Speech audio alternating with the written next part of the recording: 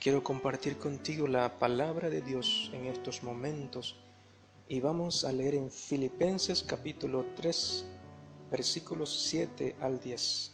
Pero todo lo que para mí era ganancia, lo he estimado como pérdida por amor de Cristo, y aún más.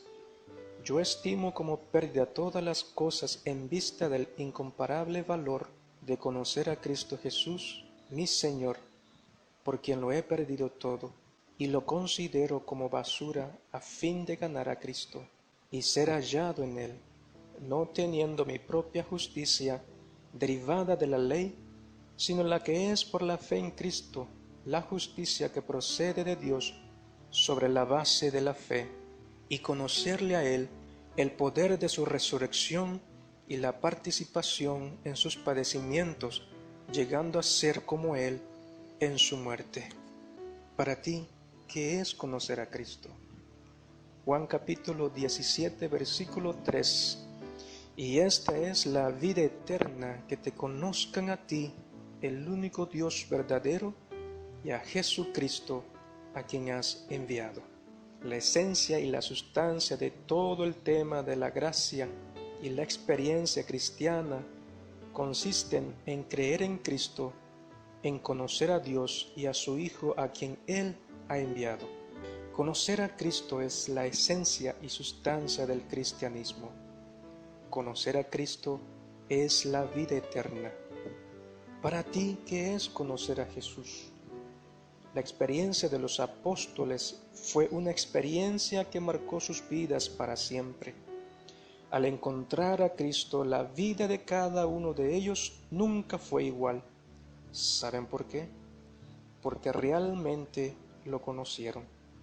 Juan capítulo 1, 36 al 39 dice: y mirando a Jesús que andaba por allí, dijo: He aquí el Cordero de Dios.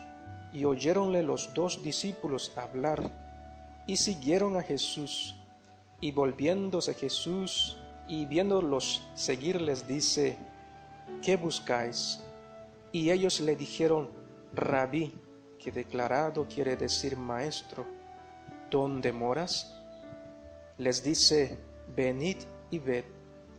Vinieron y vieron dónde moraba, y quedáronse con él aquel día, porque era como la hora de las 10. Así fue como los primeros discípulos se hicieron semejantes a nuestro Salvador. Cuando ellos oyeron las palabras de Jesús, sintieron su necesidad de Él, lo buscaron, lo encontraron, lo siguieron, estaban con Él en la casa, a la mesa, en su retiro, en el campo, estaban con Él como discípulos con un maestro, recibiendo diariamente de sus labios lecciones de santa verdad. Lo miraban como los siervos a su Señor para aprender sus deberes. Aquellos discípulos eran hombres sujetos a las mismas debilidades que nosotros. Tenían la misma batalla con el pecado. Necesitaban la misma gracia a fin de poder vivir una vida santa. Si quieres ser igual a Jesús, ¿cuánto tiempo estás con Él? ¿Será que solamente cuando vienes a la iglesia, aunque a veces venimos sin Él? ¿Será que está contigo todos los días, en casa, en el trabajo, en la escuela, con tus amigos? ¿Será que lo llevas contigo a donde quiera que tú vayas? ¿Será que lo conoces o solamente conoces acerca de Él? Si realmente deseamos que nuestras vidas cambien, meditemos en la vida de los discípulos de Jesús y cómo al estar con Él llegaron a cambiar, especialmente la vida de Juan, el discípulo amado. A continuación, daré algunos datos importantes de Juan el hombre. Juan el amado, hermano de Jacobo y uno de los hijos de Zebedeo. El hecho de que primero se mencione a Jacobo cuando aparecen juntos los nombres de los dos discípulos implica que Juan era el menor de los dos. Zebedeo y sus dos hijos eran pescadores. Juan y Andrés, el hermano de Simón Pedro, fueron los primeros discípulos de Juan el Bautista en seguir a Jesús. Se contó entre los 12 elegidos para ser apóstoles. De aquí en adelante estuvo asociado íntimamente con Jesús en sus labores. Con Pedro y Jacobo fue miembro del círculo íntimo de Cristo. Presenció la resurrección de la hija de Jairo. Estuvo presente en la transfiguración y también en el Getsemaní. Juan tenía defectos, demostró un espíritu impetuoso en varias ocasiones, como cuando reprendió a algunos que trabajaban en nombre de Cristo, pero no eran discípulos formales de Jesús, y cuando propuso pedir que bajara fuego del cielo para consumir a los habitantes de una aldea samaritana que no quiso recibir al Señor. Reveló egoísmo al solicitar con su hermano los lugares de honor junto a Jesús en su reino. Él y su hermano eran llamados hijos del trueno. Aun mientras andaba con Jesús, cualquier desprecio hecho a éste despertaba su indignación y espíritu combativo. En el discípulo amado había mal genio, espíritu vengativo y de crítica.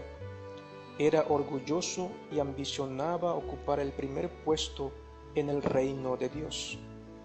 Notemos que, aun andando con Jesús, estos tenían sus defectos, pero a medida que iban conociéndole, contemplándole y escuchando sus palabras, en ellos se iba efectuando un cambio, mas no con todos. Recordemos la experiencia de Judas Iscariote. Durante su relación con Jesús, Juan parece haberse entregado plenamente a la influencia suavizante y subyugadora del Salvador, y como resultado su carácter fue transformado. En el discípulo amado había mal genio, espíritu vengativo y de crítica. Era orgulloso y ambicionaba ocupar el primer puesto en el reino de Dios, pero día tras día, en contraste con su propio espíritu violento, contempló la ternura y la tolerancia de Jesús, y fue oyendo sus lecciones de humildad y paciencia. Abrió su corazón a la influencia divina y llegó a ser no solamente oidor, sino hacedor de las obras del Salvador. Ocultó su personalidad en Cristo y aprendió a llevar el yugo y la carga de Cristo. Jesús reprendía a sus discípulos, los amonestaba y precavía, pero Juan y su hermano no le abandonaron. Prefirieron quedar con Jesús a pesar de las reprensiones. El Salvador no se apartó de ellos por causa de sus debilidades y errores. Ellos continuaron compartiendo hasta el fin sus pruebas y aprendiendo las lecciones de su vida. Contemplando a Cristo, llegó a transformarse su carácter. Juan entró en un compañerismo mucho más profundo y rico con el Maestro que los demás apóstoles. En la última cena ocupó un lugar junto a Cristo. Cuando Jesús fue arrestado en el Getsemaní, lo siguió hasta el palacio del sumo sacerdote, donde parece que era conocido, y más tarde al Calvario. En la cruz Jesús le confió a su madre María para que la cuidara con amor.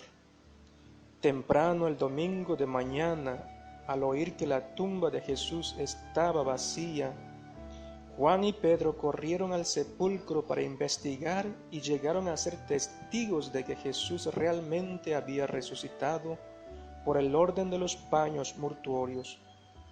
Juan estuvo presente la tarde del día de la resurrección, cuando Jesús se apareció a los discípulos en el aposento alto, y también una semana más tarde formó parte del grupo que fue a pescar y a quienes Jesús se les apareció a orillas del mar de Galilea.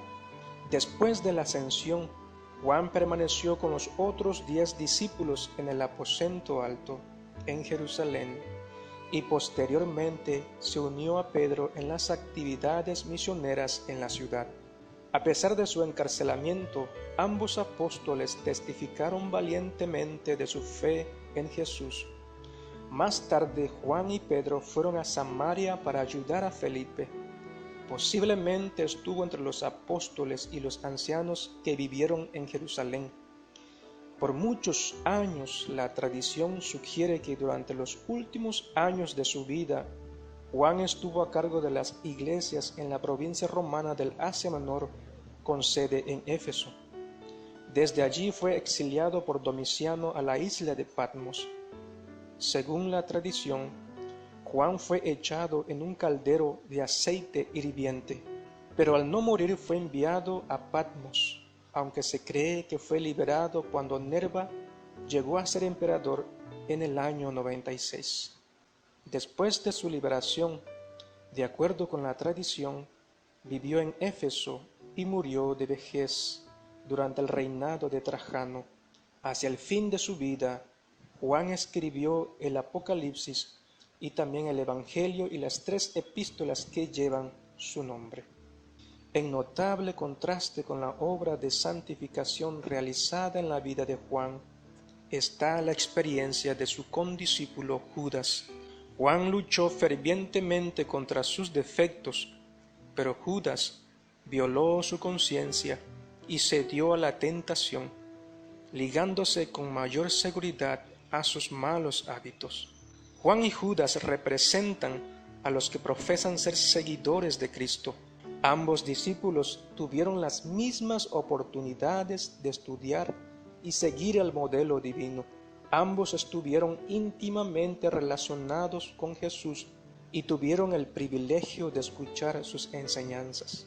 Cada uno poseía graves defectos de carácter, y ambos tuvieron acceso a la gracia divina que transforma el carácter. Pero mientras uno en humildad aprendía de Jesús, el otro reveló que no era un hacedor de la palabra, sino solamente un oidor.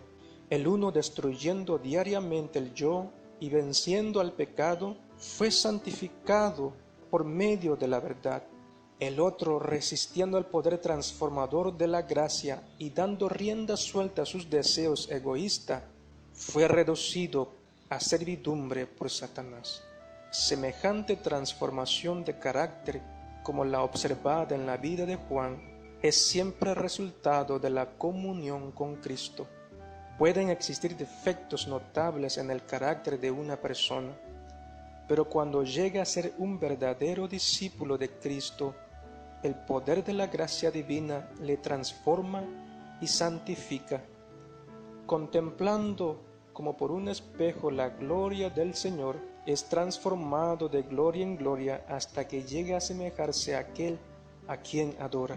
Pero Judas había fracasado en cada prueba. Veía sus faltas, pero en vez de corregirlas, se vindicaba descubriendo fallas en los que lo rodeaban. No podéis obtener fuerza espiritual hablando de los defectos ajenos. Todos tenemos la oportunidad de llegar a conocer profundamente a nuestro Salvador, así como este discípulo. Todos tenemos la oportunidad de llegar a ser transformados por su gracia, si tan solo hubiera esa necesidad y ese deseo de estar con Él. Solo a medida que le contemplemos, seremos transformados a su misma semejanza. Los que hacen de Cristo su compañero diario y su amigo familiar, sentirán que los poderes de un mundo invisible los rodea completamente, y mirando a Jesús llegarán a ser semejantes a su imagen. Conocer a Dios es amarle, amarle es conocerle, y en conocerle está la vida eterna, que día con día puedas estar con Dios. Llegar a conocerle, que solamente así llegarás a ser como Él, pues en Él está la vida eterna.